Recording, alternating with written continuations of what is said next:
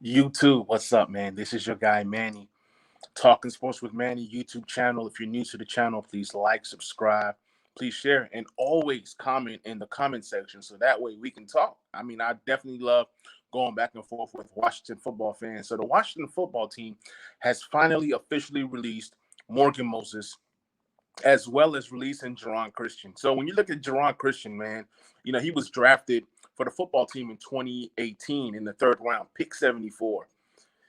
And you know what? This pick has never really panned out for the football team. I mean, you look at what we've done in the third round, the last two or three drafts, and when you look at Geron Christian, it's a major, major bust by the standards of what we've been doing the last 2 or 3 years. Um, in his time in Washington, he played 24 games in this span and only started 8 games. I mean, he just didn't have it. Last year was the year that they just tried to make this guy be something, and he's just panned out to be nothing. I mean, sometimes it just happens. You can't hit on all of your draft picks, but um, Geron Christian, I mean, I knew he was going to get cut. I mean, we've added so much depth in terms of offensive linemen, so it was time for him to go. Now, with Morgan Moses being released, whenever teams play that card that says, hey, seek a trade, and if you find a trade, we'll trade you. Nine times out of 10 is a lie. I mean, it's very, very rare that you see somebody say, hey, or a team say, hey, look for a team of your choice and then we'll trade you. No, most times when the rest of the NFL knows that you're about to release a player, they're not going to trade for that player. Why? Why trade for a player that's going to be released when you can possibly get that player and pay less? So Morgan Moses was due $7 million this year, $7 million next year, and both, it's non-guaranteed. So that's why Washington can cut him and not really have to worry about that cap hit. So what happens is most times when they say find a trade or find a trade partner or let your agent do this, do that, teams are not willing to trade. Everybody is saying, well, not everybody, most people are saying, why not trade and try to get a seventh round pick? Who in their right mind wants to take on this contract for a seventh round pick when you can just wait for him to be released and then, make your choice then? Of course, Morgan Moses wants to keep a salary. Of course, his agent wants to keep a salary, but it's not going to work that way. He's most likely going to go elsewhere for a 1 year deal and then opt into free agency the next year and then try to get paid. So there's tons of teams that he can go to.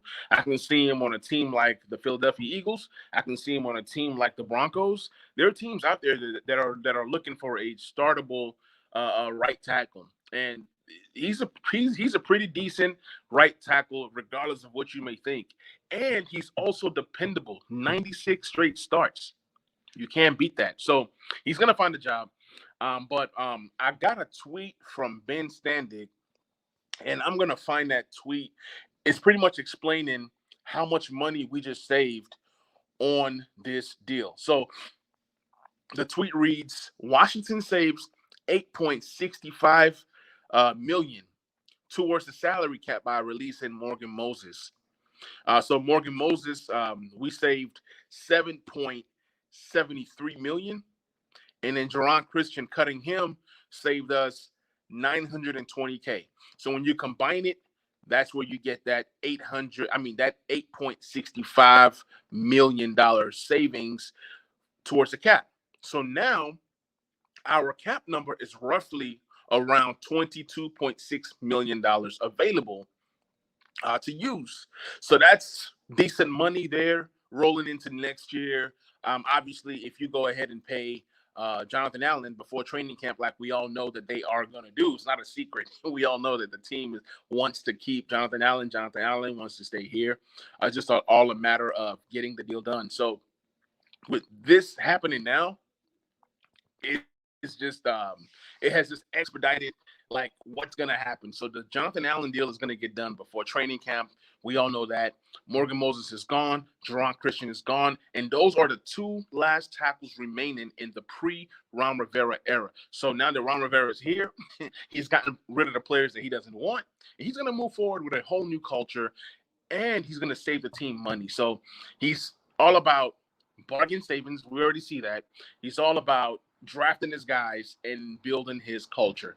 So, guys, this is the video. Just wanted to get on here, share my thoughts. Let me know in the comment section what you think about the moves that we just made, releasing Morgan Moses and also releasing Geron Christian, and also having $22+ million worth of cap money to kind of play with. So we all know that once Brandon Sheriff leaves, that's going to open up more cap space. So, guys, this is the video. This is the channel. This is your guy, Manny. If you're new to the channel, please subscribe, please share, and I will see you guys on the next video.